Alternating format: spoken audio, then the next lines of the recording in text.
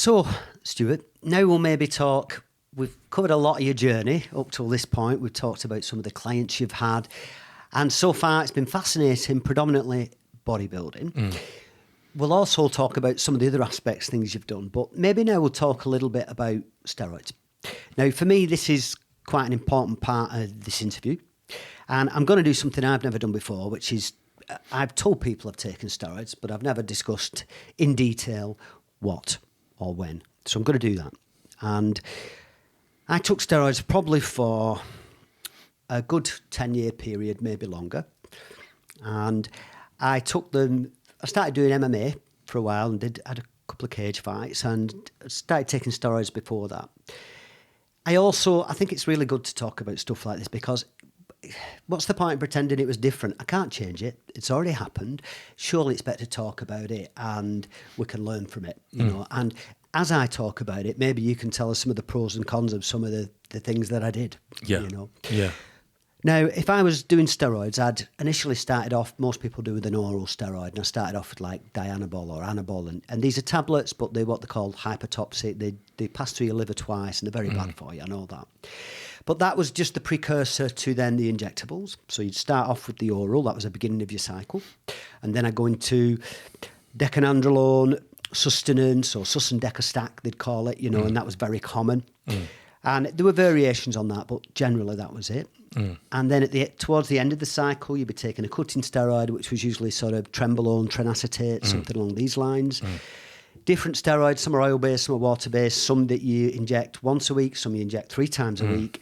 I also took growth, which you inject into your stomach, under the skin, at the same time as doing the steroids. But then I also, at the end of that cycle, during the cycle, I'll be taking tamoxifen, which is a drug that you take to stop yourself getting what men would call bitch tits, where you can have builds up of estrogen, I think, and you end up with growths under your nipples and things. And then at the end, you'd have sort of clenbuterol, which is something that basically, hopefully, switches the natural production of testosterone, hopefully switches the natural production of testosterone in your body back on again. Now, I could be wrong about some of that, but that was because I didn't learn this from a doctor. I wasn't, you know, this is gym talk or what there's a term you use, bro science, Bro science. And that's the problem with it. It's other guys who take steroids telling me what things do, what you should take with what, listening to that. And I always, obviously you should cycle. So you're on for 3 months, off for 3 months, on for 3. I didn't always do that either. So that's my experience of steroids. Now, I'm sure there's a lot of flaws with that. And being a man that's qualified and you've written the book about it, so not only have you experienced in the bodybuilding world, and so you know about these things with, you know, what you've seen, but also with what you've learned and you're qualified with the body. Where do we start with that? And how bad is that, what I did? Well, I mean, it's the thing is, there's a lot of misconceptions, actually. And this, again, is through bro science, you know. So if I can pick out a few things in that. Yeah, that'd be good. Yeah. And this might benefit. There's going to be other young lads. When I was doing it, it was quite common. 20 years ago, it wasn't as common. Now, I know if I go in a gym, 75% of the young lads, they're all on steroids. Yeah, they're all taking steroids. That's and right. It'd be good maybe to have this chat because maybe I don't want anybody to take steroids. I encourage anybody to do it, but maybe it will prevent some people making some of the mistakes that I did. Yeah, that's right, well, the first thing is that hepatotoxicity, which you mentioned, about liver toxicity. This is the oral tablets, isn't it? Yeah, the oral tablets. Obviously, is dose dependent, but that's only short-lived. So, obviously, you don't want lads staying on orals for too long. No. The other thing about orals is they will shut your system down very quickly, and they do aromatise very quickly. So you do get a conversion to estrogen very quickly. What I found is with the injectables, though, you'd have this consistent distribution into the body of the steroid. With the orals, you peak pulsatile. Up and down, up and down. Pulsatile. So that's when you're going to get your people losing the temper and the roid rage and all this nonsense. You're elevated. Your levels are elevating and depressing too much with orals. So yes, you've got a problem with the hepatotoxicity, but overall with steroids, one of the main factors, well, there's a few factors actually, danger factors, which people don't take into consideration because it's never taught. and it's probably never been realised, you see, through bro science, but the two biggest killers, and I mean killers with steroids, long-term use of steroids, this is. Yeah. One of them is something called homocysteine levels, and the other one is elevated hematocrit. Okay. So let me explain that. I don't know what either of those are, so maybe give us the full lowdown on them. Right. So if you're a bodybuilder, or not necessarily even a bodybuilder, if you're somebody that's just into physical culture and you want to develop your body, and of course one of the problems we get these days is young lads starting on it too early. Let me just offer a bit of advice and take this on board, because I'll go through it and carefully, and then you can take this on board and you can act upon it. So the first thing is homocysteine levels. When a steroid breaks down in your body, it converts to something called homocysteine. Now, homocysteine levels have been a direct precursor to arterial and atherosclerosis in your arteries. Right. So they literally can directly cause arteriosclerosis in your arteries. So that leads to cardiovascular problems, and heart problems. Yeah. Added to that, the other biggest danger is high hematocrit. Now, what I mean by that is a high red blood cell count. So I don't know if you ever heard of the whole of the Belgian cycling team being killed off in one night by a doctor. No. A number of years ago. No. Check it out. Mm-hmm. In that situation, he gave them, and this is another drug used by bodybuilders called erythropoietin. It's also used by cyclists to increase their red blood cell count, so they get increased oxygen dissociation to the tissues. Yeah. Trouble is, you can get a massive response. Your red blood cell count goes up so high that your blood thickens, and then you cause thrombosis, and you can die. Yeah. And that's what happened to the whole of the cycling. I think 5 people died in one night, I think, by the doctor wrongly administering erythropoietin. But it's also a danger with anabolic steroids as well, long term. Yeah. Your hematocrit can slowly creep up, and your blood can thicken. And you end up with a clot then, is that? You can. That's thrombosis, isn't that's it? Thrombosis, yeah. So when you read about bodybuilders dying, top professionals as well, and amateurs, I've seen guys on a British stage collapse and die a few days later through coronary thrombosis. Yeah. And it's either through one of those, two of those things, or both of them combined. Yeah. I know of a few big-name bodybuilders and strength athletes as well that have died, you know, very young, you know, and it's usually the heart. It is. Now, you'll get away with it when you're younger, and you might get away with it for 10, 15, 20 years, but then it creeps up on you. Yeah. And if you don't do anything about it... Now, my biggest advice for somebody like that is obviously get blood tests done, work with a doctor.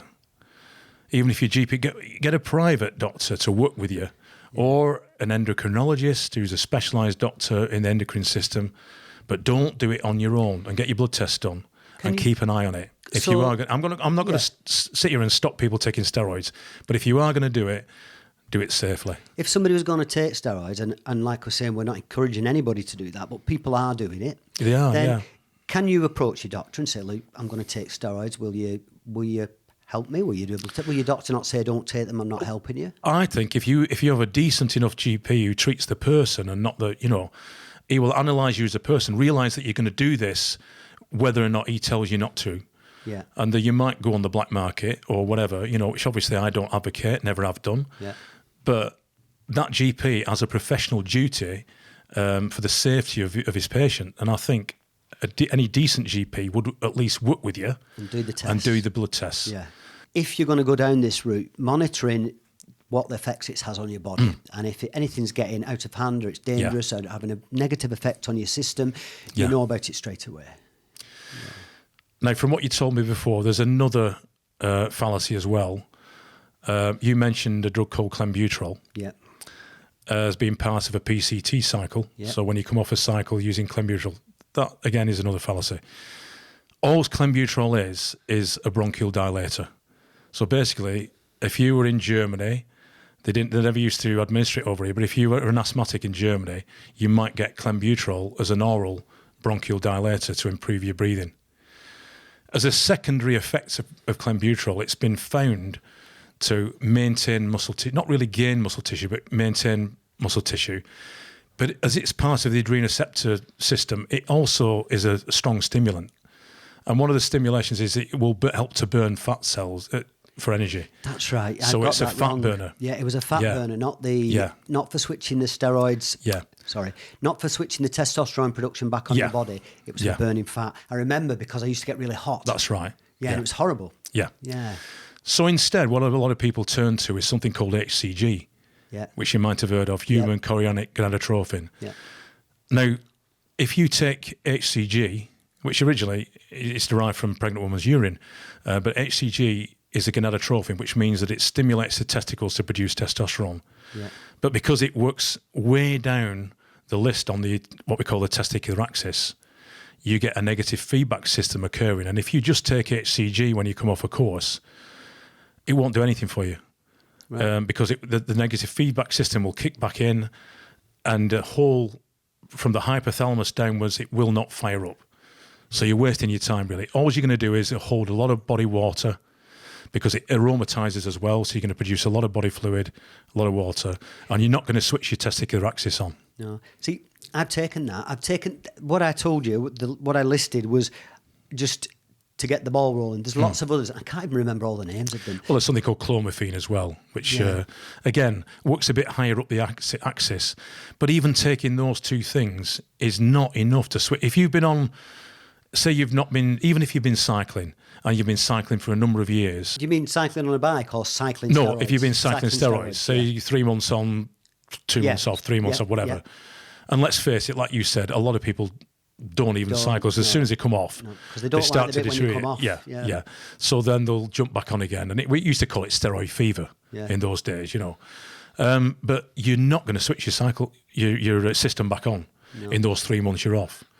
You need years off. Yeah. Literally. So if you've been on steroids for 5 years, say, you're going to need a year or two to get the system fired back up again. And you need to see an endocrinologist, ideally. So, Stuart, a couple of things we'll talk about. One is, when you take an oral steroid, initially people think, oh, yeah, I put 12 pounds on in 7 days and that. You've not. What you've done is it's water retention. A lot of it, yeah. To actually put what they call, lean muscle mass on and real gains and all this takes a long time. And tamoxifen, which is one of the drugs I used to take, it's a cancer drug, isn't it? Yeah, that's right. It's how bizarre that works in the way it does, and bodybuilders take it, but Well, it's mainly an anti-estrogen. Yeah. There is one. The thing is, it will just kill off the estrogen in your system, but you can also, there is a better one that will block your receptor sites at the cellular level, and that's something called the Rimidex. Right. And that's also given to women for cancer and various things as an anti-estrogen as well. So they do. In fact, that's something that does help your health, really. Similarly, like I would advise people to, if they were taking a course of steroids, to always go on a form of aspirin, an enteric form of aspirin, which will help to thin the blood. Yeah. So just 75 milligrams a day, because that can be a lifesaver. There's inherent dangers with, if you're taking steroids and then you're injecting steroids, because I remember I learned, because I watched a video on YouTube. That's a lot of people learn. And when you're injecting, you get that wrong, you could have a serious problem. You could do, yeah. Obviously, the main thing is injecting air into an artery. That could be lethal. Yeah. But one of the biggest dangers as well is because people, when they're injecting, they will not cycle the sites round, or if they do, it's minimal. Yeah. So they find that, and they're injecting too much repetitively in the same site. Yeah. But I think that can cause something called pyogenesis. Right. And you've probably heard of people getting abscesses from that and causing septicemia. I know from experience that you'd have a favourite place you like to inject, because if you inject in other parts of your body, like for instance in your legs, that never went well for me. It was always painful, but my bum was fine, Yeah. But then if you get the wrong part of your bum, on the cheek, there's different. They divide it into 4, and there's certain parts you're supposed to go into. Yeah. I mean, if you wrongly place the injection, you can paralyse your leg. Yeah. So it's not a good idea, really. It needs some expert advice. Yeah. And this is the thing, you see. What I always advise people, if you are going to do it, and let's face it, you're not going to stop everyone doing it, seek medical advice, either from a private doctor or somebody who is, maybe not advocating it, but will look after the health side of it, because we know that it's illegal to supply steroids. It's still not illegal to take them. And so you'll always get people somehow getting hold of these things and taking them. It's you can't sweep it under the carpet. I think that's the problem, with the IOC and that, all these rigid, every year the list of drugs banned goes longer and longer, such that now even bronchial cough medicines containing things that you can ban you. It's getting a bit ridiculous now. In a bit they'll be saying, too much vitamin C, you can't. Now, everything in that can be classed to a degree, could be classed as an ergogenic aid, where do you draw the line? But what happens is things get swept under the carpet. And I think they're better off out in the open, and at least people can be monitored, and these things can be looked at. I say this with recreational drug use. Now, again, not encouraging anybody to do that. I talk openly about the fact that in my life I've taken a lot of drugs. I have, but the thing is, you're not a criminal. If you put something in your body, it might be foolish, it might be very bad for you, but you're not a criminal. You're not hurting somebody else. You might be making some bad decisions, but you're not a criminal. What you need is education. It needs to be open, and we need to talk about it. Yeah, that's how we progress. Partly because of my beliefs in that, I don't believe in putting drugs into the body that aren't part of your natural constitution. Your constitution, So I believe in, and again, I'm looking at in my book, especially at bodybuilding and weight training for the over 50s. So I'm looking at weight training, resistance training, at all the health benefits as you're growing older. How to turn the clock back, how to slow down the aging process. We know we're not going to win the war, but we can win a few battles along the way. As we get older, we lose a lot of the muscle. When people diet and lose weight, they might lose fat, but you lose muscle as well, and you want to keep that muscle. Absolutely. So then what I've been trying to help people with, and this is another thing that's swept under the carpet, there's a condition, obviously everybody's heard of menopause for women, but how many people have heard of andropause for men? And how often is it treated? Or how well is it treated? It's not. It's not treated at all. And the NHS doesn't even recognise it. No.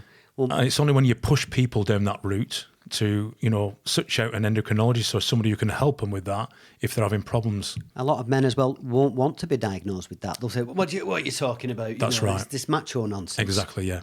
And that's why a lot of men don't seek help with GPs, do they? Yeah. But even when they do, I've found they'll seek help with the GPs, and the GPs they'll brush them off, and they'll just treat them symptomatically. So if they've got erectile dysfunction, they'll give them Viagra. If they've got depression, they'll give them antidepressants. Yeah. And more or less said, take these and don't miss a daft, Not getting to the root of the problem, are they? Not getting to the root of the problem, just treating things symptomatically. The book, Stuart, the title of the show, The Truth About Bodybuilding. So you'll know now, I recently had Lawrence Bell on the show, and Lawrence is a good friend of mine. He's written 4 books now. I've written a book. I've written the second book. And it's a bit of a minefield when you start off, isn't it? And absolutely. You don't know where to go, who to turn to. Yeah. Do you go with a mainstream publisher? Do you do it on your own and keep more of the profits? But then your distribution is limited. Yeah. Which retailers deal with which publishers, printers, wholesaler? It's tough, isn't it? You think you've written the book and you think, it's right, tough. Sorted. No, that's not even 50% of it. No, it's not. No, you're right. And you've got to do a lot of self-promotion, haven't you, really? And and basically, I really want to put the message out there.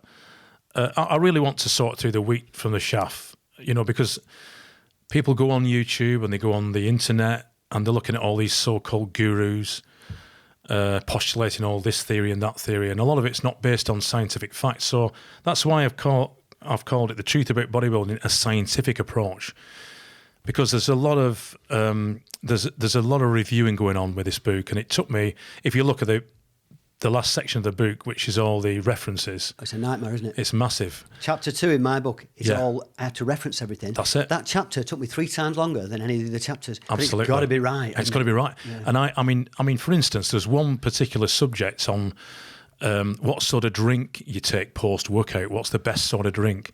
And I literally read 80 articles on that one subject because there was such a disparity of, belief, which was it beneficial, was it not? And I had to take a consensus of opinion in the end. And I think in the end, about 60 out of the 80 articles said that this particular drink was the best to take, you know. Oh, I thought you said 18. 80. 80. 80. No, I read 80 articles just on that one subject. Yeah.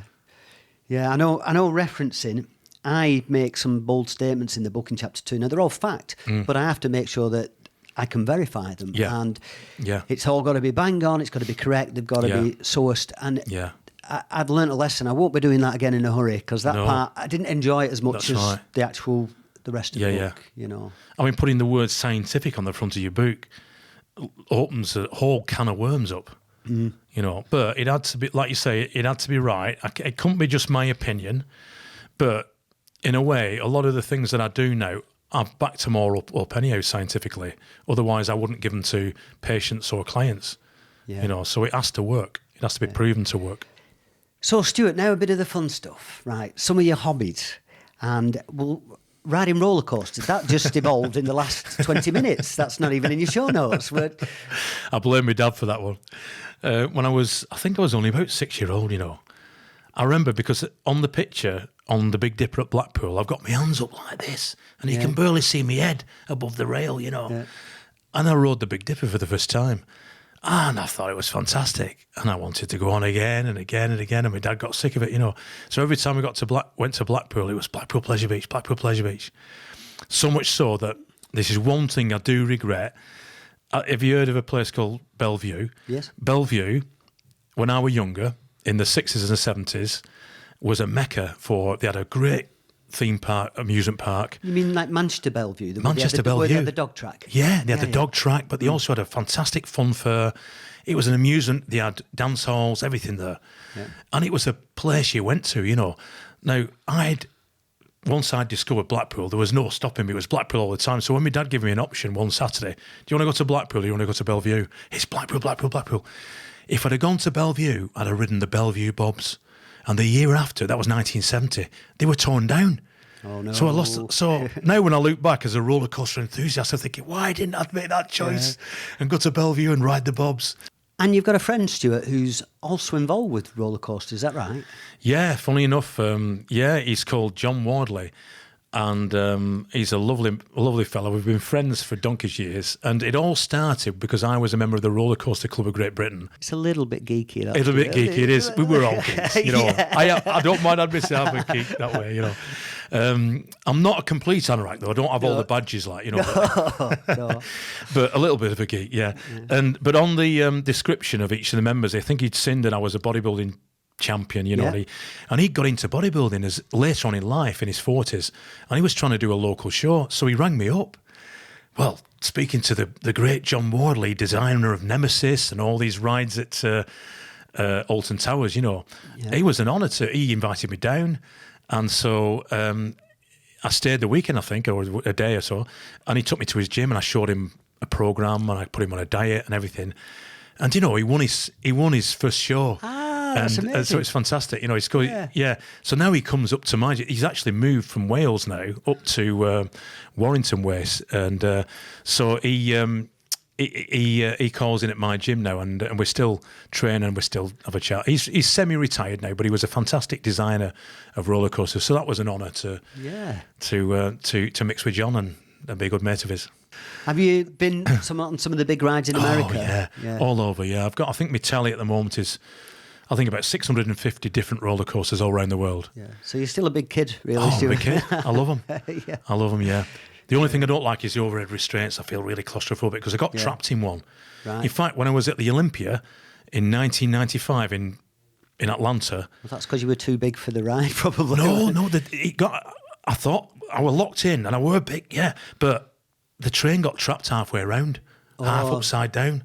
In Atlanta heat, it was about 100 degrees and humid. How long were you upside down for? I think it was about 3/4 of an hour stuck there until they winched us round the train. You didn't have brain damage. It was horrible. It was horrible. And that gave me claustrophobia. Yeah. And ever since 1995, I've been battling claustrophobia. It just shows you how the mind works, and I have to really, you know, be strong mentally to overcome being locked in a room or whatever, you know, for any length of time. Yeah, that's a good example of how the mind can control you, Yeah. you know, and either does, it can yeah. be debilitating, it can stop you Yeah. doing things, and it sometimes the only thing stopping anybody succeeding or following a certain path is their Yeah. own thoughts. Absolutely. Yeah. That's a big lesson. Yeah. Tornadoes. All right. Tornado chasing. Yeah. I've been doing that for about 13 years now, I think. 13 years we've been going. So that's to not America. a one-off. You've been back and forward. No, I've been back and forth, and now we run our own little unit now. There's only 4 of us now. When I first started off, there was 18 in a group, and it was led by some meteorological guy that knew about storm chasing. And then we gradually whittled it down to 6 of us. We used to have a guy called Peter Wharton from New Zealand. He was a very knowledgeable guy, and we kind of learnt from him. And I've been on about half a dozen different courses since then. But each year I have to brush up on my knowledge, and I'm only a novice at it. But you kind of learn enough to know what you're doing in the field. Otherwise, it would be unsafe, you know. I've seen a few movies, and they call them storm chasers. Yeah. You know, and they'll have a van. Yeah. With some weather equipment in there. That's you know, right, yeah. Yeah, a computer, a laptop, maybe. Yeah. 2 or 3 of them in there, driving round frantically, trying to get in the middle of a storm or a tornado. Is that accurate? Yeah, you don't. Well, I mean, there was a group called it's called the TIV, the Tornado Intercept Vehicle, and their main aim was to get into a tornado. But did you notice how it was like an armoured tank, and it had these clamps that come down and locked it into the ground? But even then, they will admit now. I'm sure the guy that used to run that expedition now would admit that they were playing with fire. Yeah. Because even with an armoured tank, I mean, if you get in the middle of a tornado, and if it's anything above, they categorised F0 to F5. If it's anything like above an F3 or above, the wind speed can be over 200, sometimes 300 miles an hour. It's going to pick you up. It could, I mean, or it could, I mean, you can imagine it could pick up a railway carriage and smash that into you. Yeah. So you could be crushed by debris. Yeah. So they realise now that they want, so they don't try and intercept anything that's any decent size, you know. No. So we're just in an SUV, a glorified SUV And you just watch with radar and everything. We watch them from a distance and we stay. Still must back. be phenomenal to see. Still phenomenal. And it reminds you how significant we are, because I've only seen a couple of vortexes in the sea kind of thing. Yeah. These kind of small tornadoes. Water spout on the sea. There's a tornado on the sea, Yeah. And still, you look at that and you think, whoa, Yeah. I don't want to mess with nature. Well, the thing about a tornado is, and a lot of people don't realise this, that they're a lot different than a hurricane or a cyclone. Yeah. They're formed from a single, usually a single thunderstorm. It can be a bank of thunderstorms. It's what we call a supercell. And the special thunderstorms over there that are very unique to the area, really. Yeah. So you've got the warm air rising from the Gulf of Mexico, mixing with cold air coming down from the Rockies, and then the jet stream as well. And it's like a cauldron effect. So you get vortices in the atmosphere. And the thunderstorms there, the supercells rotate. So you can have a massive 50-mile diameter thunderstorm that's rotating. And once it starts rotating, then if it produces a tornado, it could produce a tornado, you know. And they're the most powerful thunderstorms in the world. And the vortex that's produced from that can be catastrophic. I mean, an F5, wind speeds have been measured over 320 miles an hour in an F5. So you can imagine a 300 mile an hour wind is not 3 times stronger than a 100 mile an hour wind. It's 9 times stronger. It goes up exponentially. Right. Force per unit area. So you can imagine a 100 mile an hour wind in this country, we very rarely get it to it. And when we do get it, it does tremendous damage, you know, trees down and everything. So you imagine a 300 mile an hour wind. It'd just destroy everything in its path, won't it? It sweeps a brick house off the foundations. Yeah. And I've seen pieces of wood driven through cars.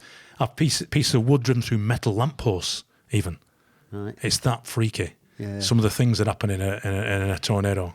And you can have maybe not. I don't know if it's in a tornado or it's actually in a hurricane, but you have the eye of the storm, don't you? Yeah, you still get the eye in the tornado. Yeah, so you have a point in the centre where it will still, be completely still. Absolutely, yeah. But you can't get out of it without going through it. Exactly, yeah.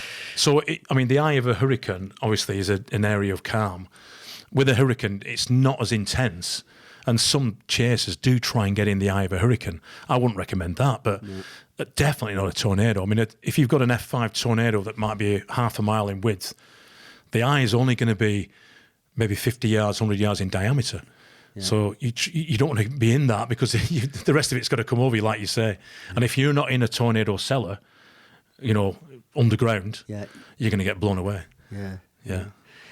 Okay. The worst place to be, by the way, is in your car. So if you are travelling in America and you get tornado warned, park your car up and get out the car and find a ditch, or ideally find an interior room with more walls surrounding you, or underground is best. I suppose as a human being, you've got less surface area than the side of a car or something, so it might throw you about, but a car's going up, isn't it? Yeah, well, you don't want to be standing upright, obviously. You've got to get, if there's nowhere else to go, the best place to lie would be in a ditch and not near a car, because it could be thrown on you. As far away from a car as you can, from the road as you can, in a ditch, put your hands over your head and lie down and create as much no air underneath you whatsoever. Yeah. But even then, I mean, it depends on the strength of the tornado, you don't want to be in that situation. But it can create a vacuum above you and still lift you. Could suck you up, yeah. This is the most unlikely part of the show for me, is that Stuart Cosgrove, author, fourth in Mr. Universe, roller coaster rider, but also releasing 4 albums and playing instrumental guitar. I think that's amazing. That's amazing. You wouldn't think your fingers would be small enough to No, do you're the right. guitar. Yeah, I have to work on it. It's one of them things that doesn't come naturally. I mean, I've always had an ear for music and an ear for melody. I used to play the piano when I was a young kid, and my parents will tell you that I was always kind of had a musical ear, but I used to have to work at it. And the same with the guitar. If I put it down for a couple of weeks and then pick it up, I'm very rusty, but I just love it so much that I try to play it almost every day. And I just love it. It's just, it's my chill. It makes me chill out.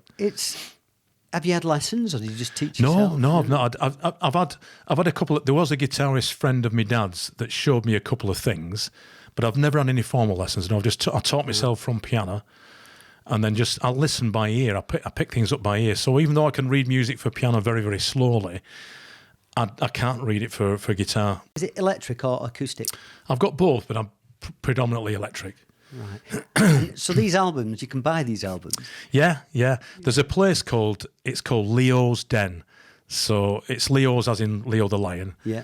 Leo's Den Music Directs, and they just supply instrumental guitar music. Right. And they've fortunately took me on board, and they're selling my albums, yeah. That's awesome. Yeah, so I don't sell very many. Obviously, I'm not, inclination, but it's nice when I think I've got about 8 fans, Patrick, and they contact me every now and then, and they say, "How did you do that? How did you do that?" You've got fans, though, Stuart. I've got some fans, yeah, and I've put a few things on YouTube. I've put some videos on YouTube just for guitarists to see how you do certain things, because I watch other guitarists on YouTube, and I'm in awe of them, And it's just nice I just find it a lovely pastime, All you've really left now for you to do is develop the patent for a cold fusion engine, and you can call it a day then, can't you? There's not much left you can do, is there, really? I mean, I've had people who come on with maybe a few strings to the bow, but you really have got all sorts going on. Well, I must stress, Patrick, and we spoke about this before, I think I consider myself to be limited in talent. But I think if I've got some kind of talent at all, it's been able to do a lot of work with a little, So you're trying to turn that little kind of molehill into a mountain, and it's hard work. And I think you've just got to have the aptitude to do that. If you can put your mind in the right place and you've got the enthusiasm to power it, that's it. You can get quite far, can't you? Enthusiasm's the thing. I think the thing with me is I'll find something I love, and I throw my heart and soul into it. Yeah. And so what little talent I've got can go maybe a little bit further than it would have done if I hadn't have had the enthusiasm. Yeah. Well, you must have some talent, Stuart, because you've excelled in several areas. But I'm in awe anyway. It's amazing. Oh, thank you for that. But if I can inspire people, that's the main thing. I don't want to put myself on a pedestal by any means. But if I can just inspire people to put forth the effort, like we spoke about before, and like you've done as well, I think it inspires people, doesn't it? Good. In your notes, Stuart, I read that you're quite interested in looking after people that, as you get a bit older, and then the correct training, which I think you mentioned resistance training and other things, to keep that muscle that you've got and maintain your movement, your health, etc. Because you've had a double hip replacement, haven't you? Yeah, that's right. Yeah. You wouldn't know that coming in because you seem to walk fine. Yeah, that's right. Yeah. Well, I'm back into the training now, and I'm squatting again, and I'm just again trying to apply some of my admonition to myself. Yeah. So really, my hips. A lot of people will probably think, well, it's probably all that squatting that causes hips. In actual fact, it was a physio that did the most damage, and that might seem weird. Yeah. But a lot of my physio patients are great big powerlifters and bodybuilders, and you need to exert a lot of force to manipulate their spines. And the jerkiness of all that manipulation over 35 years has took its toll on my hips. And my surgeon, actually, once he realised and once I showed him videos of what I do, he agreed that, that's done the most damage. Obviously, you weight training might have had to do something. But don't forget, we're not like Olympic lifters where when they lift ballistically. So it's a real jar on the joints. When we lift, we lift slow and systematically, Yeah. Or you should do. I mean, you do see a lot of bodybuilders cheating and bouncing the weights. And there again, that will cause joint damage. But if you lift slowly and controlled, you're going to do a lot less damage to your joints. And again, the weight comes down when you're doing the correct movement in a slow, controlled manner. You don't need as much weight. You don't need as much. You're still lifting maximally and creating as much tension as you can in the muscle. But obviously, the sheer fact that you're moving it slower, you have to lessen the weight. So you're using your muscle all the way through. Rather than using momentum. Exactly. Yeah. Don't use momentum. Kill momentum. And it's all to do with time under tension. So in the book, I go through 3 principles. 3 different ways of training your muscle, and especially as you get older, it's important, like we spoke of before, even for the younger athlete, to cycle the training. So they're not going heavy all the time. So the heavy style training I call glycolytic, because it works a particular type of white fibre which grows and gets stronger. And then the other type of training is slow eccentric or negative training. The third principle is oxidative. So basically, if you look at muscle fibres, if we split the muscle into, just for simplicity, into white muscle fibres and red muscle fibres, the red muscle fibres are more endurance fibres. So they're more oxidative, and they will last a long time. So your marathon runners, your CrossFitters, any endurance event, you'll be predominantly using red muscle fibre. The bodybuilders are only under tension for a short time, and the white fibres are in use. They're the ones that grow. The red fibres don't grow much. Right. There's a type of fibre in between called fast twitch oxidative, which still grows, but needs a little bit longer time under tension, but still only about a minute. So we're splitting the training into 3 different types of training. Each one is relative to... Each one's working... Yeah, the glycolytic fibres are the fast twitch fibres. That's your heavy training. The eccentric will work fast twitch and oxidative, and then we've got an oxidative training which each set lasts about a minute. So instead of counting your reps, you could actually just check your time. So your time exposed to tension. So with the glycolytic training, it's 30 seconds maximum, no longer than 30 seconds. So basically you create as much tension as you can for 30 seconds, and then you rest. With the slow negative training, each repetition lasts 10 seconds. So it's about 3 seconds to come up and 7 seconds to go down, with a pause in between. So about 10 seconds a rep. No more than 6 reps, because you don't want that tension lasting for longer than a minute. Right. With your oxidative, you're going to do a minute under tension, but faster reps. So it might be 12 repetitions. And that's really maybe far, far less weight, but what you're doing is you're getting the blood pumping, aren't you, as well? You are, yeah. On the oxidative one, you will pump. But it's amazing, I mean, I train some guys now in the 50s, and it's amazing what pump they get with just one set, glycolytically, so maximum tension for 30 seconds. So they do the warm-ups prior to the one working set, and then they'll come and say, I can't believe the pump I've got there. But to some bodybuilders, the pump is the be and end all. It's not. All's the pump, when you analyse the pump, it's just the muscle engorged with blood, because it's drawing on more blood to supply it with oxygen. But it's not the be and end all. It's about the exposure to tension, which is the stimulant to metamorphosis. Now we're mentioning sort of older people training, I'm going to throw in Tahir's name, Tahir Khan. Now, Tahir is a good friend of mine. He had the 80-20 cafe up there with Mina, his wife. Yeah. And I taught meditation there. And upstairs there, I think I was the only person ever to completely fill it. We had a class He said that, yeah. A class of 70 people upstairs meditating, which is a lot for meditation. But yeah, Tahir won't mind us mentioning that, he's in his 50s now and he's training and he's changed the shape of his body. You train with him now, don't you? Yeah. Over the last couple of years that I've known him, he's changed the shape of his body. He's got a lot bigger. He's looking really hench now. He's looking great, Yeah, so he's benefiting from these new techniques, new to him anyhow. Yeah. So, because the reason is, another reason is he suffered a lot of injuries. So we're trying to train him and get the most out of his muscles without injuring him or re-injuring, some old injuries. And that's important for the people in the 50s, to train to maximum intensity, but without injuring themselves. When I cycled different muscle groups, I'd make it so that there was always an odd number so they didn't fit into the days of the week. So I wasn't always doing legs on a Monday, this kind of thing. But as you're doing that, you might be training your arms, but the posture of the rest of your body, the alignment and how you stood and your centre of gravity is massively important. So especially with things like, well, you're using big muscle groups and heavier weights like squats and deadlifts and things like this, your posture.